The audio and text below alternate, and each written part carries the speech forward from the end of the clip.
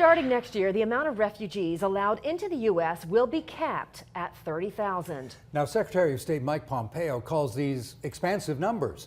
But the International Rescue Committee here in Boise tells CBS 2's Haley Kramer a different story. She's live here in studio. Refugees seeking safety from war and famine are facing yet another hurdle. The IRC says while the need is great, this will be the second year in a row the cap has decreased. And the IRC director says it's the lowest she's ever seen.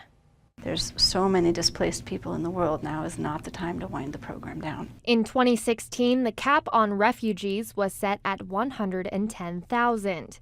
Last year, 45,000 refugees were allowed into the U.S. Less than half of that have actually made it in so far. We're sitting at about 22,000 people finding refuge in the country. IRC Director Julianne Donnelly-Zuhl says the impact is being seen here. It used to be that we were welcoming about 1,100 people annually to the state of Idaho. We're looking at only a couple hundred this year, and with the number nationally falling again, it's entirely likely that we'll see the numbers locally fall yet again. Secretary of State Mike Pompeo says next year's refugee ceiling of 30,000 reflects our commitment to protect the most vulnerable around the world while prioritizing the safety and well-being of the American people, as President Trump has directed. But the IRC says there isn't any evidence or justification that there is a danger that requires a change to the program. The program, as it functions, already has so many layers of security checks within it, right? We're talking many federal agencies that are evaluating people before they come. We're talking a process that is deliberate, that takes up to 2 years per person, that is thorough.